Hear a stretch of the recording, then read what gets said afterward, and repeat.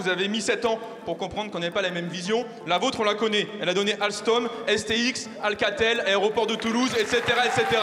Donc apprenez de vos erreurs et nationalisez immédiatement. Merci. Cette petite boîte de Doliprane, la plus demandée du pays, est en passe de basculer sous pavillon nord-américain à cause de vous.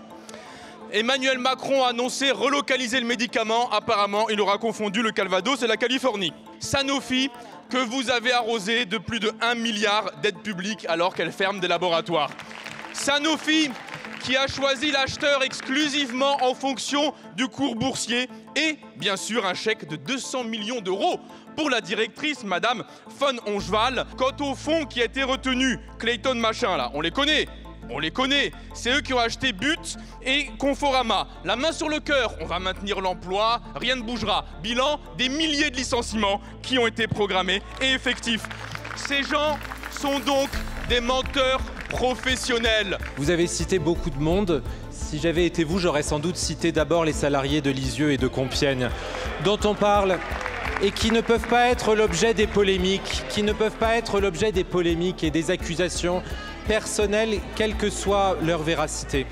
J'ai eu l'occasion d'exprimer devant la représentation nationale il y a quelques instants les engagements très précis que nous demanderons, qu'il s'agisse de l'empreinte industrielle, du maintien de l'emploi, de la localisation du siège, de la recherche et développement. Et je l'ai dit, et je le redis, monsieur le député, que nous ne nous interdisons rien dans le cadre de la loi qui est prévue. Et donc, possiblement, je l'ai dit, d'une question de présence de l'État et de l'ensemble des outils à mobiliser dans le cadre du décret IEF.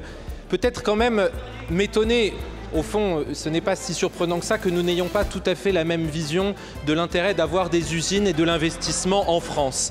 Et quand je compare l'action que nous menons depuis quelques années, l'action que nous menons maintenant sous l'autorité du Premier ministre, je me dis que si nous avions appliqué le programme que certains promeuvent ici en termes d'imposition, en termes d'emploi et en termes d'attractivité, il n'y aurait peut-être dans ce pays ni investisseurs, ni usines et à la fin, sûrement pas d'emploi.